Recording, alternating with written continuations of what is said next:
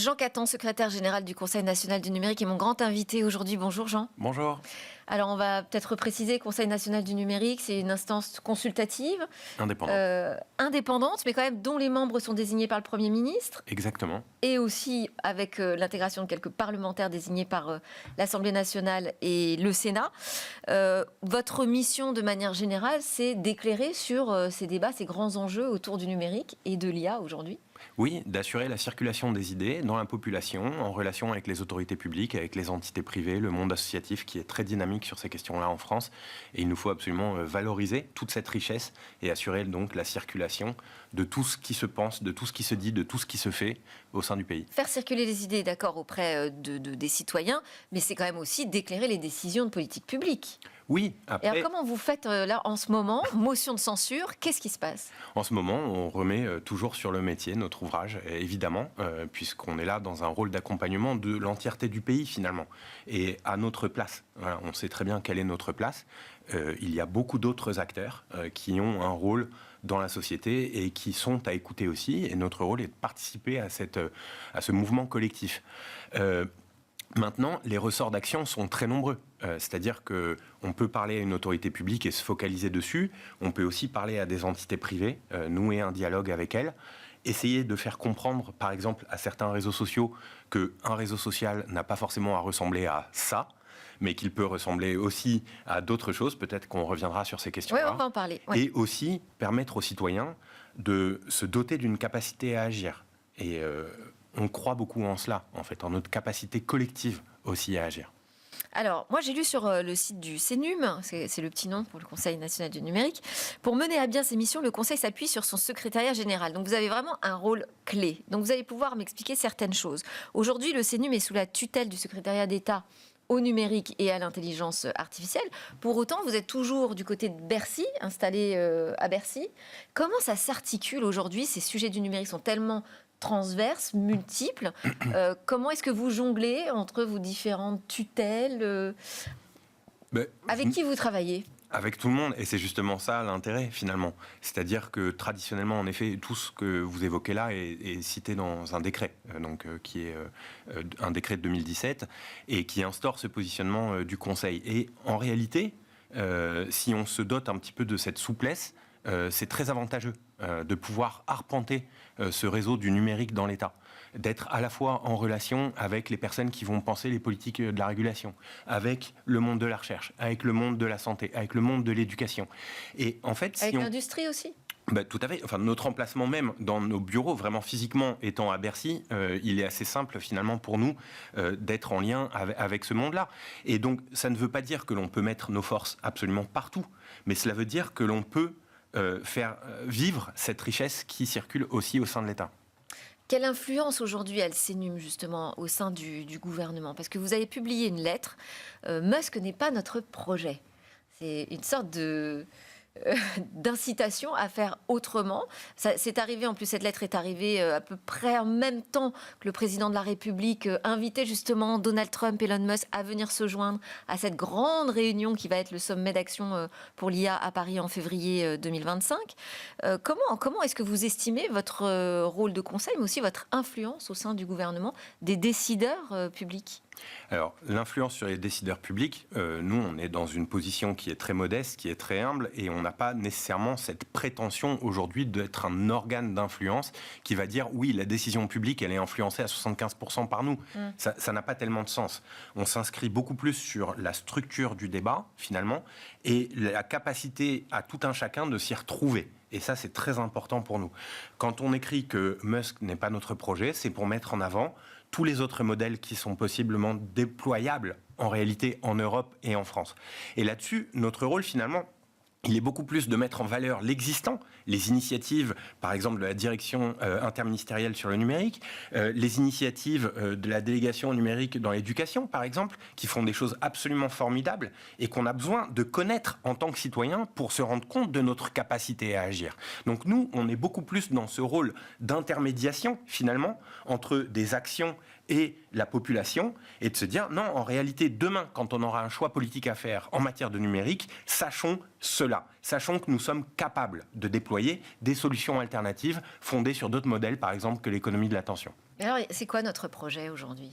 Alors, je pense qu'il y a un projet pour l'État qui est un magnifique projet et en réalité qui s'inscrit dans la continuité de beaucoup d'actions entreprises ces 10 dernières années. C'est l'idée de construire. Ça, je pense que c'est absolument fondamental. Inscrire l'État comme bâtisseur d'un marché déjà, parce qu'il faut le reconnaître finalement, et on est lié à cette dépendance au chemin finalement. Construire un marché, ça veut dire reconnaître la capacité de l'État à dire finalement qu'une entreprise ne peut pas faire certaines choses, qu'une entreprise doit s'ouvrir à d'autres entités tierces. On peut revenir sur les détails si vous le souhaitez, et cela s'applique particulièrement en matière de réseaux sociaux. Cela veut dire aussi construire des solutions alternatives. Je le citais, par exemple, si vous allez sur le site de CHAP, donc qui est la messagerie sécurisée qu'emploient les agents publics, et sur laquelle nous pouvons désormais inviter des extérieurs. Open source. Et vous voyez, donc toutes ces briques logicielles déployées par l'État, en réalité, sont ouvertes. Oui. Ça, c'est fondamental. Et de se dire qu'on a cette capacité de déployer une messagerie qui marche franchement très très bien, pour 2 millions d'euros, ça fait réfléchir d'une certaine manière. Elle marche bien, mais enfin, tout le monde ne l'utilise pas. Tous les parlementaires ne l'utilisent pas. Tous les agents publics ne l'utilisent pas. C'est comme la démocratie, finalement. Les déploiements techniques, c'est un combat de tous les jours. Si on se dit, il va y avoir un moment comme ça qui va être un grand soir, et il y a un moment de bascule, et s'il n'y a pas ce moment de bascule, alors à ce moment-là, il n'y a rien qui vaille. Non, je pense qu'on peut raisonnablement pas penser comme ça. C'est normal qu'il y ait aussi une forme de concurrence d'initiative, c'est-à-dire quand on accepte l'idée qu'il y a un marché, par exemple, de services numériques, on peut aussi accepter l'idée que l'État fasse l'effort de déployer d'autres choses aussi, et entre finalement en concurrence avec d'autres solutions. Ça, je pense qu'il faut tout à fait l'accepter. Et ça vaut par exemple aussi en matière de réseaux sociaux. L'éducation nationale héberge des instances qui relèvent de ce que l'on appelle le fait divers, pour les réseaux sociaux que sont par exemple Mastodon ou Peertube pour l'hébergement de vidéos. Et nous, au Conseil national du numérique, on est très fièrement hébergés sur ces instances-là, et nos vidéos sont sur ces instances, par exemple. Il y a la question de l'autonomie qui revient. Alors, on peut l'appeler souveraineté, maîtrise technologique, je ne sais pas, on va dire autonomie, une autonomie politique dans ce monde du numérique. Et on l'a évoqué, l'open source, la science ouverte, les communs numériques semblent être une voie. Quelle est votre opinion là-dessus ? Tout à fait. Et je pense qu'il faut absolument se sentir en capacité de construire un environnement numérique autonome. Et ça ne veut pas dire jouer la course du gigantisme. Ça ne veut pas dire singer les big tech. Je dirais presque au contraire. Le projet européen, c'est un projet de réseau, de mise en partage, de solidarité, d'ouverture. Si on oublie cet ADN et qu'on essaie de singer autre chose, alors on risque d'aller dans le mur. Je ne veux pas... Et comment on le soutient aujourd'hui, cet écosystème européen alternatif ? Alors, en contribuant déjà, je pense qu'on a montré depuis l'État qu'on avait une capacité à contribuer à cet environnement-là, en nouant des liens, en valorisant les acteurs, justement, du logiciel libre, du logiciel open source, en tissant finalement des liens de communauté et en agissant ensemble. Je pense que cette logique de fédération, elle est très importante. Et finalement, on retrouve vraiment les racines du projet politique européen, quelque part. L'arrivée d'OpenAI à Paris, pour vous, c'est un signe positif ou un problème ? C'est toujours une occasion d'avoir un dialogue. Donc ça, c'est très important. C'est une occasion aussi de les avoir à portée de main et c'est une occasion de matérialiser un interlocuteur. Ça, c'est très important. Il y a beaucoup de pays dans le monde où les plateformes sont comme des fantômes. C'est des termes qui m'ont été employés par certains interlocuteurs. Et je pense qu'on doit se saisir, on a cette responsabilité de se saisir de leur implantation dans nos États pour avoir un dialogue renforcé avec elles. Et aussi, c'est l'occasion de dire quelque chose quand même. C'est-à-dire qu'on sait très bien, depuis des décennies, en matière de politique de concurrence, en matière de politique de numérique ou quoi, aller par exemple faire des perquisitions chez des gens. Quand ils ne nous donnent pas les informations que l'on demande, par exemple, on sait très bien faire ces choses-là. En droit de la concurrence, ça s'appelle des down raids, des sorties un peu à l'aube comme ça de la journée, où on va saisir des serveurs. On sait faire toutes ces choses-là. Il faut se rendre compte un petit peu de notre capacité à agir sur ces entreprises. C'est pas parce que c'est les plus grandes entreprises du monde qu'on est dépossédé de tout moyen d'action. Alors, vous êtes aussi chargé d'enseignement en régulation à Sciences Po Paris et Panthéon Assas. Est-ce que l'Union européenne régule trop ? Alors, Il y a régulation et régulation, comme d'habitude, évidemment. Ou règlement de trop, je devrais dire, voilà, d'ailleurs, pour parler correctement du sujet. Donc, ces dernières années, et je crois que vous évoquiez précédemment tout ce paquet de législation qui a été adopté ces 5 dernières années, a suivi une approche de régulation par les risques. Ouais. C'est-à-dire que l'on identifie les risques et finalement, on va imposer des règles aux entreprises pour se prémunir de ces risques-là. Cette logique, elle peut être nécessaire un temps, disons. Mais ce n'est pas une logique de construction d'un marché. Or, la régulation, avant tout comme on l'a connu par exemple dans le secteur des télécoms, permet de construire un marché et permet finalement d'exprimer l'intérêt général sur un marché où des entreprises vont exercer et prester leurs services ou fournir leurs biens. Ça, c'est absolument important d'un point de vue même démocratique de bien comprendre qu'on a cette capacité de construire. D'accord ? On n'a pas à laisser aux entreprises le service. On n'a pas à leur laisser les pions blancs sur l'échiquier. On peut tout à fait donner nos conditions à l'exercice d'une activité de nature concurrentielle même. Cette philosophie qui a parfois été peut-être un petit peu mal comprise, qui est l'ordolibéralisme, consiste à dire que c'est avant tout l'État qui construit le marché. Et ça ne veut pas dire qu'on construit le marché pour laisser les entreprises faire ce qu'elles veulent. Non, pas du tout. Ça veut dire qu'on peut leur imposer des obligations de service public. Ça veut dire qu'on peut leur imposer des principes d'ouverture à d'autres entreprises. On a fait le dégroupage. Vous vous rendez compte de ce que c'est le dégroupage ? Le dégroupage, c'est dire à une entreprise, en réalité, alors tu es propriétaire de ton réseau, mais je vais t'obliger à donner accès à ce réseau à des tiers qui vont te concurrencer et qui vont te prendre tes clients. Associer libéralisme et droit absolu de propriété ne fonctionne pas. Le libéralisme exige l'intervention de l'État sur le marché. Alors justement, parce que on a un nouveau rapport qui sort de l'OPEX, donc l'office qui évalue en fait les choix scientifiques et technologiques, dans lequel on retrouve des parlementaires du côté de l'Assemblée nationale et du Sénat. On a 3 rapporteurs sénateurs qui ont finalement analyser, décortiquer cette stratégie nationale française sur l'IA, fait des recommandations, comparer aussi à ce qui se faisait par ailleurs à l'étranger.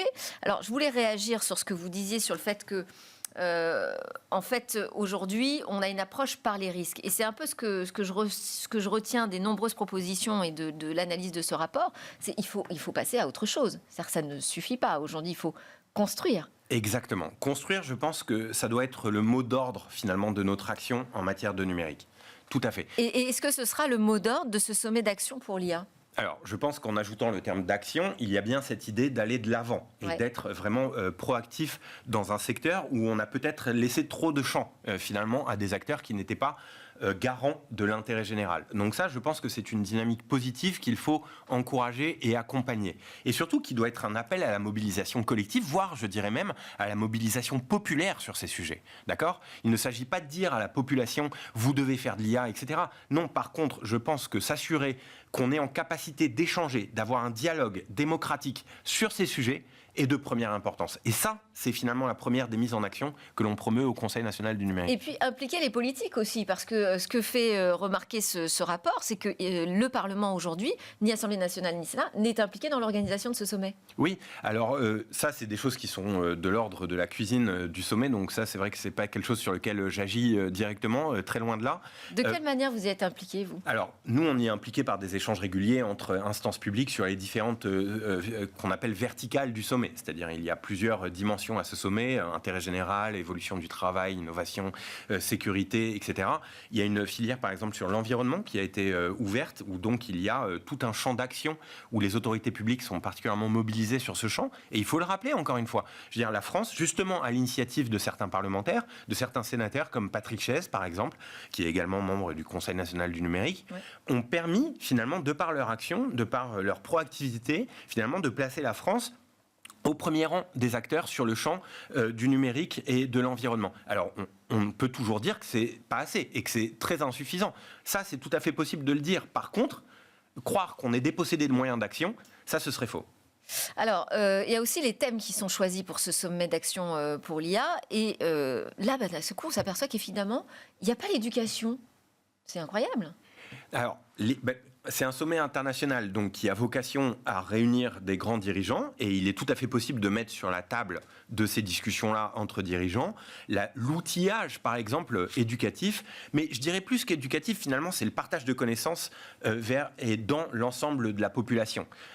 c'est la contribution qu'on entend faire avec le Conseil national du numérique. Vous savez que nous a été confiée donc la structuration d'un mouvement, d'une démarche qui s'appelle Caféia, qui vise justement à rassembler des citoyens dans des moments d'échange de taille micro, vraiment. L'idée, c'est de ne pas être beaucoup pour que tout le monde ait la capacité de parler et non seulement d'écouter, mais bien de s'exprimer, d'exprimer ses émotions, d'exprimer ses incompréhensions, d'exprimer son enthousiasme, ses craintes, ses envies, etc. Et finalement, ressortent de ces temps d'échange avec une capacité à agir. Si on est en entreprise, c'est la capacité finalement peut-être à formuler nos conditions d'utilisation. Un moratoire, pourquoi pas ? Il y a certaines collectivités territoriales qui peuvent décider de ne pas adopter du tout de solutions de cet ordre-là. Ce n'est pas à nous de décider. La démocratie, elle doit se construire en proximité. Ces caféias, ils vont faire partie du dispositif. Alors, ils vont être présents très concrètement autour de ce sommet. C'est là où je voulais en venir. C'est-à-dire que la direction que nous prenons au Conseil national du numérique, c'est de fournir cet outillage justement pour organiser ces temps d'échange qui sont avant tout, et donc c'est là où je réponds à votre question, des temps d'échange apprenants au sein de l'entièreté de la population à l'entièreté finalement des pays représentés. Aujourd'hui, je pense que nous avons la capacité de mettre ces outils à disposition, cet outillage. Nous avons déjà un site internet d'ailleurs, caféia.org, où vous pouvez retrouver depuis le début de la semaine la recette inratable pour un café IA réussi. Nous avons vocation à mettre à disposition, comme tout ce que fait l'État finalement, à disposition de tout un chacun, ces outils pour animer ces discussions collectives qui sont avant tout des discussions qui mettent en capacité les uns les autres d'agir et de comprendre. Oui, parce que quand on dit éducation, quand je dis éducation, derrière, ça recouvre tout. Ça recouvre comprendre cette transformation de la société par l'intelligence artificielle. Ça comprend aussi accompagner la transformation profonde du travail. La question de la formation permanente, l'accompagnement sur ces nouveaux métiers. De l'accompagnement au changement aussi. C'est-à-dire qu'on dit souvent que c'est une révolution qui va impacter les cols blancs, etc. Mais je pense que la première des mutations qui est observée, au-delà des débats sur les pertes d'emplois, auxquels vraiment les chiffres nous donnent à voir un petit peu dans tous les sens. Je pense qu'il y a avant tout cet accompagnement, par exemple, des managers de proximité, mais on peut prendre juste cet exemple, mais c'est un tout petit exemple parmi plein d'autres, qui est finalement d'accompagner leurs équipes dans ces transitions-là, et d'ouvrir la discussion, et d'être en capacité d'ouvrir la discussion face à l'émergence de technologies comme celle-là. C'est pas rien, c'est pas rien. Il faut entendre aussi ces difficultés, il faut donner les capacités à animer ces discussions, et c'est précisément ce que l'on vise à encourager. De quelle manière vous vous impliquez sur la stratégie nationale française sur l'IA ? Parce que là aussi, il y a quand même un constat très sévère qui est fait dans ce rapport. On nous parle en demi-teinte, ça c'est pas le plus sévère. Ce qui est quand même très sévère, c'est le constat d'une défaillance sur le pilotage de la stratégie nationale aujourd'hui. Non, alors là, il y a vraiment un pilotage qui est assuré depuis Bercy. Coordination interministérielle insuffisante, pas d'autorité réelle. Non, ça, il y a vraiment une personne qui est en charge justement de cette coordination et elle travaille ardemment tous les jours justement à assurer. Mais est-ce qu'elle a le pouvoir justement sur des événements qui se construisent comme ce sommet ? Est-ce qu'elle a le pouvoir interministériel nécessaire pour faire avancer cette stratégie ? Oui, je pense que en fait, on est victime d'une sorte de persistance rétinienne qui nous amène à considérer le pouvoir de manière centralisée. Oui. Et donc à se considérer que si on n'a pas la citadelle qui est en capacité de dire toi tu vas faire ci, toi tu vas faire ça, etc., alors on va arriver à quelque chose. Non, je pense qu'il faut clairement acter que si Internet nous a apporté quelque chose, avec tout plein de problèmes considérables, c'est quand même cette capacité à penser l'exercice de la démocratie de manière un peu plus réticulaire, j'oserais dire, c'est-à-dire en réseau, c'est-à-dire de manière un petit peu plus horizontale et diffuse. Et c'est le pari que nous faisons aussi, c'est d'arpenter ce réseau et finalement d'assurer la circulation de l'information. Et c'est comme ça, je pense, que s'exerce le pouvoir dans une démocratie réelle. Et du côté du financement ? Parce que là aussi, le constat est assez violent, parce que en fait, le rapport nous dit qu'en gros, il ne croit pas du tout à cet investissement promis et très massif de 27 milliards d'euros sur 5 ans. Il trouverait plus judicieux de reconduire le programme Confiance.ai. Alors, qui coûte pas cher, mais qui s'est arrêté là, 2024, c'est la fin. Je pense qu'on peut faire beaucoup de choses, en effet, sans penser l'État comme un portefeuille. Ouais. Alors, il y a des secteurs qui sont prioritaires dans la société et qui emportent des enjeux sociétaux majeurs sur lesquels vraiment les investissements doivent être fournis en premier lieu. D'accord ? Quand on pense au bien-être des travailleurs, quand on pense aux catégories précaires, quand on pense au public vulnérable, là, il y a des priorités financières qui seront à mettre et je pense que tout le monde sera d'accord en réalité sur ces questions-là. On ne peut pas faire une société qui soit vraiment une société pleine de cohésion si on abandonne sur le bord de chemin toute une partie de la population. C'est absolument impossible. Donc, je pense que dans les secteurs comme le numérique, il faut arriver à faire 100 aussi, d'une certaine manière. Et c'est notre pari. C'est notre pari aussi, c'est de trouver les synergies qui permettent à l'ensemble des entreprises de respecter aussi cette identité européenne dont je parlais tout à l'heure. C'est-à-dire notre rôle en Europe, c'est pas de construire nécessairement des géants, hein. C'est peut-être au contraire d'éviter que des géants spolient et prennent toutes les ressources dans certains pays du globe. C'est peut-être ça notre responsabilité finalement. C'est de mettre en partage certaines richesses. Aujourd'hui, certains nous disent que l'IA, dans le numérique, pour la première fois, ça va être une technologie qui va faire que, en réalité, tout le monde sur la planète ne pourra pas l'utiliser. Est-ce qu'on a envie de ça ? Parce qu'on va prendre des ressources dans les pays du Sud finalement et qu'on va avoir les capacités de calcul dans les pays du Nord. Est-ce que nous voulons de ça ? Est-ce que nous voulons investir 27 milliards, par exemple, dans une technologie qui crée ces distorsions à l'échelle mondiale ? Je pense qu'il est très important de nous poser ces questions avant tout investissement. Allez, on termine mais rapidement avec les réseaux sociaux. Vous êtes l'auteur avec Serge Abitboul de Nous sommes les réseaux sociaux, qui est paru chez Audi Jacob en 2022. On n'y est pas, on n'est pas encore les réseaux sociaux, Jean. Alors, mais c'est peut-être une direction justement qui est en train d'être suivie par une dynamique collective. Déjà, nous sommes les réseaux sociaux, c'est de dire... C'est nous qui décidons aussi de ce que doivent être les réseaux sociaux. On a des preuves de contraire. Elon Musk qui vient d'affirmer, par exemple, le fait qu'il était propriétaire des comptes, puisqu'il refuse qu'on fasse suivre des comptes au moment d'un rachat. Je veux faire référence à Infowars et The Onion. Bien sûr, mais ce qui est une erreur totale d'appréciation et de qualification juridique de ce qu'est un compte. Et justement, ces entreprises-là n'arrivent pas à accepter l'idée qu'un réseau social n'est pas un tout, mais au contraire une somme de fonctionnalités. C'est-à-dire un compte, par exemple, n'est pas du tout un tout. C'est une somme de données personnelles sur lesquelles vous avez des droits d'accès. C'est peut-être votre photo, c'est peut-être votre marque, c'est peut-être le lien vers votre site internet, c'est vos contenus. Jamais d'ailleurs dans les conditions d'utilisation, il n'est remis en cause le fait que vos contenus vous appartiennent complètement. Donc cette appréciation qui est holistique finalement d'un compte est complètement erronée. Et c'est la même chose sur les réseaux sociaux. C'est-à-dire que des personnes comme Elon Musk, et c'est pour ça qu'on dit que c'est pas notre projet, et je vais revenir sur pourquoi est-ce que nous sommes plutôt optimistes sur l'avenir, considèrent que leur réseau social est à eux finalement, et que c'est un tout monolithique et que nous n'avons aucune capacité de choisir quoi que ce soit sur quelconque fonctionnalité. Et vous voyez finalement le déport, il se fait vers quoi ? Vers un réseau par exemple comme Blue Sky. Alors nous, on va plutôt porter notre attention sur d'autres modes de création des réseaux sociaux, mais prenons cet exemple par exemple. Blue Sky, c'est un réseau d'ailleurs dont nous étions parmi les premiers à parler au Conseil national du numérique. Donc vous voyez, on a plutôt cette lame de fond qui est intéressante. C'est un réseau social qui permet aux personnes de configurer leur flux algorithmique, de rajouter des fonctionnalités par-dessus de modération par des tiers. Ça veut dire qu'on n'est plus dépendant d'Elon Musk pour savoir s'il y a 52 personnes qui vont modérer la langue française. Non, vous pouvez très bien avoir recours à un autre service de modération. Donc vous nous dites un autre modèle est possible. Merci beaucoup d'avoir été notre grand invité aujourd'hui, Jean Catan, secrétaire général du Conseil national du numérique. Merci à tous de nous suivre avec une grande fidélité sur la chaîne Be Smart for Change. Vous nous suivez aussi en podcast. À bientôt pour de nouvelles histoires sur la tech. Merci.